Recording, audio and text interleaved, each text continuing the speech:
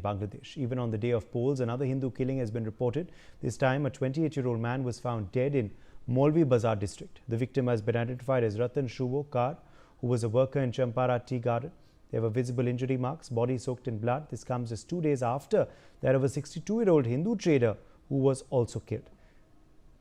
Well, has this become the fate of Hindus in Bangladesh now? Remember, in recent months, several incidents have been reported, including attacks on homes, shops, vandalism of temples and threats against Hindu families. While any institutional targeting has been denied by the interim government, accountability is inconsistent as victims are hesitant to come forward and culprits remain at large. Well, the message from ground is clear. Safety and equal citizenship must not depend on religion. But is that message hitting home to the administration there? Joining us live, Ambassador Veena Sikri, former High Commissioner to Bangladesh. Sumit Peer, political commentator, joins us live. Adit Kothari, foreign affairs expert, is live with us. Rashmi Samant, author, also joins us live. Let me make a start with you first. Rashmi Samant, on the day of polling also, another Hindu killed in this manner. What are we to make of it? Well, I think it's very clear that the lawlessness in Bangladesh, when it comes to persecution of perpetrators of crime against Hindus and other religious minorities, the sort of free hand that they've given, it has culminated in weaponization of violence against minorities, which have a certain way of thinking when it comes to voting. So definitely there is voter intimidation that is happening, and that can be seen with the kind of incredible low voter turnout that was seen today in Bangladesh. I think, in any country, there are more good people than not. And the very fact that there is a low voter turnout goes on to show that, this sort of intimidation that has happened, it's not sitting well with the broader Bangladeshi population, that it's not sitting well with them. The very fact that their democracy was hijacked, somebody who was lawfully elected to office was ousted, and I think the signs of the sort of foreign interference that we were discussing around the time that Prime Minister Sheikh Hasina was ousted from Bangladesh is just coming to it's just being proven with the kind of response that the people are showing. But I think it's also very alarming because the low voter turnout also goes on to show that the sort of necessary steps which need to be taken right now for a healthy future for Bangladesh might be missing. The low voter turnout, I mean, although it's true and it's quite a nice political statement out there to have, but I think the ground reality states that those who voted are going to end up having a government of their choice, and what that means for Hindus of Bangladesh is very. I think it's very it's very discouraging. I think the Hindu diaspora need to now more than ever collectively speak up, use the sort of cultural, financial capital that they have, and they need to hold Bangladesh accountable through the many thousand cuts that they can inflict, be it through, holding them accountable for energy bills, the energy that India supplies, be it various exports, because end of the day, we are their neighbors. I mean, other countries can intimidate them, they can offer them many kinds of favors, but the kind of goodwill that India as a neighbor can extend to Bangladesh is something that only India can. When it comes to energy, for instance, in a lot of Bangladesh's energy input is sold by the Indian government. So I think it's time for us to sort of step up and push the pedal on the gas and really hold Bangladesh accountable. Otherwise, lawlessness is only going to devolve to a point that we are going to see the last of Hindus in Bangladesh, just like we did in Afghanistan and are now seeing in Pakistan. All right, let me take that to you, Adit Kothari, on, of course, this fresh incident. Do you believe once again this is part of a pattern that seems to have developed in Bangladesh over the last few weeks and months? Normally polling day has security at its highest, and even if on such a day, this can be what happens, what then will happen on a normal day, on a day when security is not at its highest, Adit? So Uday, I think, the plight of the Hindus and the other minorities living in Bangladesh is not something which we are being exposed to now. This has been a constant issue, even when the Awami League government was in place. We may see them as lesser of the evil, but evil nonetheless. You may recall that, in 1965, there was something called the Properties Act, which was constituted by the government of Pakistan. That became the Vested Properties Act in 1974. As a consequences of the Vested Properties Act being in place, both the BNP and the Awami League were beneficiaries of grabbing land and grabbing properties of the Hindus to the tune of almost 53% of the land that belonged to the Hindus, which constitutes to roughly about 5% of the total land holdings in Bangladesh, is today under both of these parties, where the workers of these parties are beneficiaries and the Hindus have been ousted from those lands. So it's been a constant effort to completely delegitimize the Hindu population in Bangladesh, which is why we see them reduced from what 22 to 23% in 1947 down to roughly about 8% today. And Professor Abdul Barkat, who's from the Dhaka University, has produced a phenomenal study on this, where he's saying in the next 30 years, the Hindus in Bangladesh will cease to exist, because not only of these societal pressures, but also because of the governmental policies in place, which basically treat them as the other. So what we are seeing today on election day is, that exemplified, that sort of amplified, a few thousand times, which is why we see, already 2,000 deaths have occurred in a year's time. Scores of temples have been desecrated, private properties have been looted. So the Hindus are definitely, staying in a silo of fears. And I think this is where the government of India will have to play Yes. the carrot and stick game with whichever government comes into power tomorrow. Hindu persecution continues, this genocide continues, and the silence of the world also is really, worrying, isn't it, Sumit? What more should be done? What more can be done? Well, then, thank you very much for having me on your show. What you are seeing today, look at, and if you tally it, what has happened on the ground, do a mix and match. Look, if you look at the constituencies of Bangladesh, 350, 50 are reserved, you have 300. Out of 300, Hindus control or Hindu vote influences 30 to 35, right? That's all. What Hindu entirely controls is 3 to 6 constituencies only. That is 2%. What you influence is less than 10%. So that too, when Hindus en masse vote on one side and there's a full turnout, then only you are having an impact on 30 to 35% of the constituency. So practically at an election level, except the 6 seats or the 6 constituencies which Hindus control, you are nowhere in the game. That's point number one. Point number two, again, you influence, you're not the winning factor. Point number three, the most baffling thing is if you look at what Jamaat had to say, look, Bangladesh will be run as per Quran and infidels will have no place in this 80% Muslim majority country. That means everybody who is a non-Muslim is an infidel, kafir. Now, if you look at BNP, they do mention a little bit about minorities. They say Bangladesh first. If you look at Jamaat says, look, we are going to have good relations with everybody, including India, but our preference will be Muslim countries. They don't even mention the word minority. They don't even talk about Hindus. Now, if you look at how the things are happening right now with this 47% turnout, so what does that mean? Most of the Awami League voters have not come out to vote. That's point number one. So if there's a vote between BNP and Jamaat and Hindus were threatened, were killed, were slaughtered, women were raped because you did not want them to come out and vote. You did not want them to come out and vote in a particular direction and a manner. So even if that Hindu vote splits or doesn't vote Uday, that 30-35 seats what I was talking about, even that dwindles down. That is, there is no influence then practically, except those 5 or 6 things in Chattogram area where you have the influence. So the main thing is that Hindus were killed. An exemplary example was set that if you don't walk our way, if you don't talk our way, we are going to slaughter you. Look, Jamaat has this complete madrasa nexus. They have this complete mosque nexus. They have this complete zakat nexus, which works from them.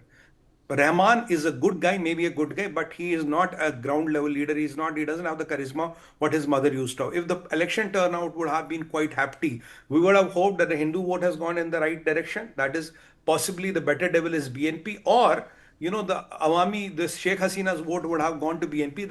It should not go to Jamaatis. But today we don't know. At this turnout, We don't know who is the winner. Possibly there can be a big surprise if Jamaatis are the winner. So that makes things very tough. If BNP is the winner, you can still talk to them, still do things with them. The first thing is that you have Yes. economic leverage which you have to use. Bangladeshi military has been your leverage. Use that. Or last option is the Bharati Sena. That is the last leverage. Okay. But if Ambassador Sikri, all of this has happened, on the UNIS dispensation's watch. They have presided over this, done nothing, dismissed it as a law and order problem, not acknowledged the genocide, the targeted killings at an administrative level. Now, from tomorrow or whenever the results come, it is going to be the new government in power. Will this continue? Will things change? Will finally protection be accorded to minorities in Bangladesh? These are all big questions facing the new government. Well, I think there's still a long way off for that new government. I think with this kind of low voter, by the way, this figure of 14% was in the morning, Yes. but by the afternoon, and we know that voter turnout has been very low. I would put it at about somewhere between 25% overall. But the government of the day, the UNIS regime, is now describing it as 48% and may even go up even further. So they are grossly exaggerating the presence. And I think the hypocrisy of the Western countries in going along with whatever the UNIS government is doing is appalling, because in their own countries, can you imagine the Republican Party being banned in the USA or the Labour Party being banned in the UK? I mean, they wouldn't countenance it for a second. But in Bangladesh, they think, oh, that's fine. The same British High Commissioner who criticized Sheikh Hasina 2 years ago in 24, saying, how can you have an election without the BNP? Sheikh Hasina did not ban the BNP, they chose not to participate. But still, the criticism of the West was there. But today, when the Awami League has been banned, there's nothing for them to say. So, and look at the way that they are turning a blind eye at the killing of the Hindus, the genocide against the Hindus, the Buddhists, the Christians, the Sufis, and the Ahmadiyas. This is the complete blind eye. Otherwise, human rights is number one item for them. So, but today they are turning a blind eye and pretending it doesn't exist. Yunus says, oh, fake news from India. And otherwise he says, oh, 2,900? No. There are only 71 which are communal. As though, raping and killing and lynching a minority person is okay as long as it's non-communal. So, this is a kind of totally hypocritical situation that has been existing in Bangladesh. And I think today what has happened in the elections and Sheikh Hasina's message is very, very valid in that context, because she has not only called out the fact, she's pointed to the correct fact that A, the Awami Leaguers didn't go to vote, the women did not go to vote, and the minority community did not go to vote. Actually, the Jamaat-e-Islami was pressurizing all these three communities, and so was the BNP, actually pressurizing them, threatening them, saying, go out and vote, otherwise we'll see what we do to your family. But they have held their ground, they have not gone out to vote. And I think the message that Sheikh Hasina has given, that is what we should be thinking of now. Let us not just blindly accept that tomorrow there will be a government and you will accept the government with no voting support, with no popular support. How can you accept? So Sheikh Hasina actually in a message has said that the cancellation of the voterless government should be there. We do not recognize the results of the voterless government. And that, that if you must have fresh elections with a duly appointed caretaker government according to the constitution, because now the caretaker government system has been brought back into the constitution. So appoint a caretaker chief and in 90 days hold an election. And she has said that, of course, the revocation of the banning of the activities of the Awami League. So, these messages, they are very important. We have to think, we have to pause. We know what has happened in the last 18 months, that there's been relentless killing of the minorities. So can we just close our eyes and blindly say, okay, let's see who's come to power, let's see what we do with them? What do you think? That's not the way. This is not going to improve situation between India and Bangladesh. It's going to make it much worse. If the new government thinks that India is so helpless that no matter what kind of an election they dish out, with 14% support, voter participation, that we are going to blindly close our eye and say, hello, how do you do? Let's do something together. I don't think it's going to help at all, because we know that the Jamaat-e-Islami is being influenced totally by Pakistan. And Pakistan has sent its Lashkar-e-Taiba and Jaish-e-Mohammed leaders already there. Asim Munir has said the next attack is going to be from the east. Mohammed Yunus goes to China and talks to Chinese businessmen and says, the northeast of India belongs to us. We are the only ones who have access for northeast India to the sea. So come to Bangladesh, I will take you to northeast India. In the face of all these, we have to really sit back now and have a hard rethink, because India does have a very big constituency in Bangladesh. That constituency consists of, let us say, at least the 35 to 40% Awami Leaguers, and beyond that, there are many more who actually may not like Sheikh Hasina or may not like the Awami League, but they value the message of the liberation war, that is democracy, secularism, nationalism, and social justice. So these Okay. are the people. We can't forget this constituency. But We cannot at all forget the constituency. But and what if we more? do, it will only be at our cost. Yes. What more can India do? What more can India do to raise the minorities' plight in Bangladesh, Rashmi Samant? How much are we doing and what more can we do? I definitely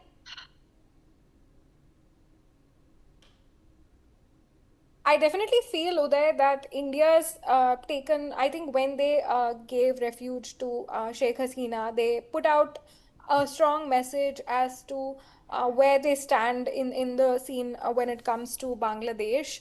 Our involvement, be it in the liberation war, be it post that, I think we've always been clear as to where we stand. I think now more than ever, we need to put our foot down, and we need to be a very strong force out there in Bangladesh, and we need to work towards having better relations and better government seriously in Bangladesh, because it affects the sovereignty of this country as well. They are a neighboring country, and anything that happens there has a direct impact on India. During the liberation war, before the liberation war, all of the atrocities led to mass migration. It led to a huge refugee problem. The same will happen in the future if we do not intervene right now. So I think India really needs to intervene, and as I suggested earlier, I feel that India needs to up its game by sort of putting its foot down when it comes to economy, because Bangladesh is really dependent on India for its energy security, for trade, for all these other things, and these are commodities that only a neighbor can provide. For no matter what, it cannot import its sort of energy requirements from very far away. I feel like India as a neighbor, it has a larger advantage with respect to a financial leverage, and that is something it needs to use now, because I think we have too many wars out there, and with the kind of warfare that happens in today's day and age, every war is a war of attrition, and we don't want a war of attrition on our hands that just goes on forever. So I feel that we really need to use the financial progress of our country to bleed Bangladesh by 1,000 cuts, and force it to go back to its democratic ethos, to have a government that's good for the people, that upholds human rights, upholds the human rights of minorities, and ensures that it truly Yes. lives up to being the only Yes. secular Okay. country. That's of course India. Now, what about the Hindu diaspora across the world? It's spread out in many countries across the West. What can they do to petition their government, Sumit Peer? What can they do to raise this on social media? What can they do to ensure that no one looks away and everyone knows about what's happening in Bangladesh? How do we ensure all eyes maybe on Gaza earlier, but now need to be on Bangladesh? Uday, the unfortunate part is that Hindus are being killed and slaughtered, and unfortunately, we Hindus are not so much concerned about it. The government of India is not taking this issue on a war footing, though the Prime Minister has done, but it needs to be taken on a war footing. Are we taking the issue like what happened in Bondi Beach? Benjamin Netanyahu was involved the very next moment. What happened to the Jews there? The problem is that this is a problem with the government of India and collective Hindus as such, because we all have to come up and put that pressure of wherever we can, through social media, through LinkedIn, through Facebooks, wherever we have to run those hashtags, we have to go to the media channels, and we have to make sure that this problem of ethnic cleansing of Hindus gets heard. And fortunately or unfortunately, Bharat has to take the lead in this. The government of India has to take the lead in this. I've been always saying that if you want to secure the Bangladesh and Siliguri corridor, think of a Hindulish, think of a buffer zone between India and Bangladesh, and that is your interest. Which party is likely to protect minority rights more in Bangladesh? We have to look at the results now, Ambassador Sikri. Which party is more likely to do that? Neither of them have done anything. The BNP, when it came to power in 2001, inflicted the worst killings and rapings on the Hindu community and minority community for a period of 3 months. They won the election and then they attacked the minority saying, you didn't vote for us, so we're going to kill you. And of course, we know what happened in 1971, what the Pakistan government did. And now, for the last 18 months, Yes. Pakistan has revived its pre-1971 presence in Bangladesh, and they have taken the lead in perpetrating these absolutely horrendous, unbelievably barbaric attacks on the minority deliberately, because that's happened in their country. Yes. They want Bangladesh to do the same. Yes. So we have to bring it to the notice of the international Absolutely. community. And as you're saying, though, you're giving a very realistic perspective of the road ahead. It doesn't look very optimistic. However, we must continue to raise this issue and hope for the best. All right, let's leave it at that. My thanks to all of our guests for joining us on this discussion.